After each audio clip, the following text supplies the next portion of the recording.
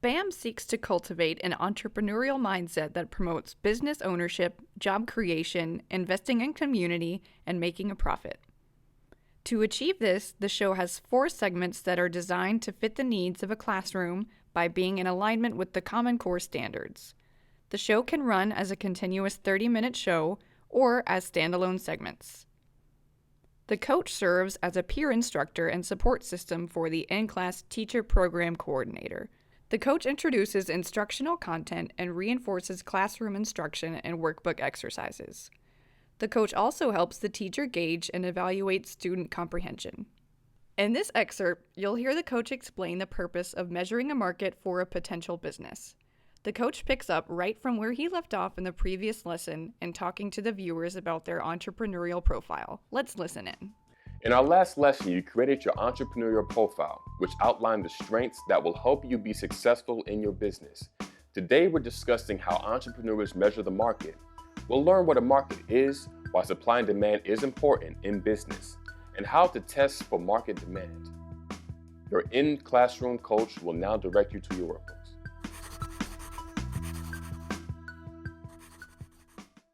Immediately following the coach is ENN, or Entrepreneur News Network, a news format that includes in-depth stories on young entrepreneurs around the globe, best practices in business management, and tips and reference sources. That's right, ladies. And our first story of the day will be sure to inspire entrepreneurs of any age. They say an idea for a business can be found just about anywhere, during a dream, in the shower, or even from your brother or sister. In this profile story, we are looking at a young entrepreneur by the name of Hart Maine and his Man Candles, or Man Cans for short. It was actually Maine's sister who sparked the idea while selling candles for a school fundraiser. After looking at all the candle scents, 13-year-old Maine felt they were a little too girly. He decided to start a business and specialize in making candle scents for men. With just $100 of his own money and $200 from his parents, he was able to start making candle scents like bacon, coffee, fresh cut grass, and campfire. Maine sold them door to door to local stores before eventually selling them to over 60 stores nationwide. Most of his sales are now done online, and he's sold over 9,000 candles since starting.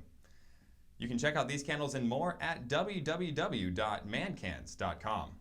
Nico, I know exactly what I'm going to get you for Christmas this year. Oh yeah? Up next is the Entrepreneurial Spotlight.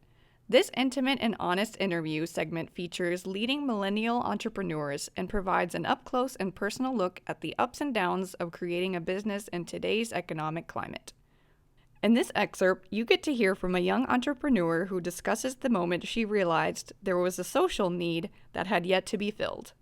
Let's listen in on how she was able to capitalize on such a need. Out of a vending machine, but thanks to this lady right here, for every shoe lover out there, you can now get shoes.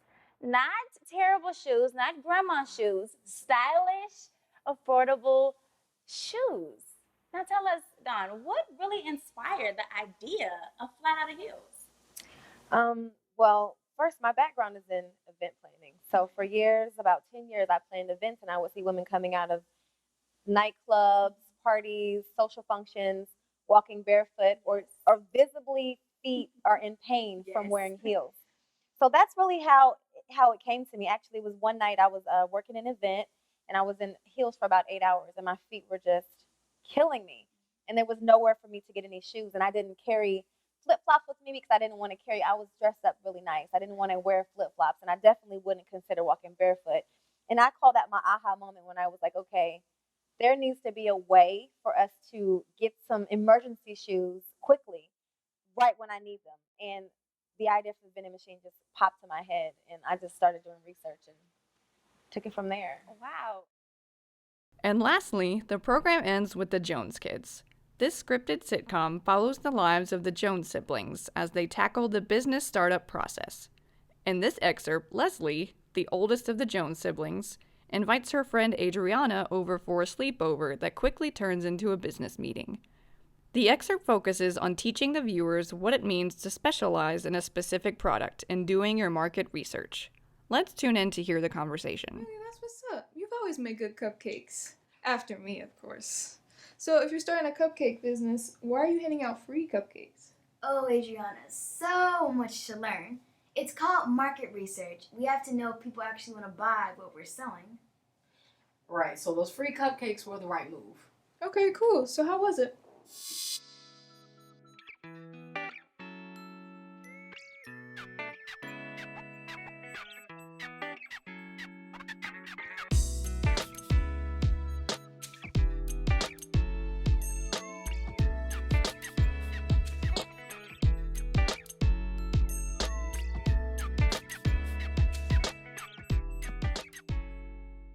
That's great, Les. I never thought about starting a business, especially now. I thought it was just for old people, like my dad.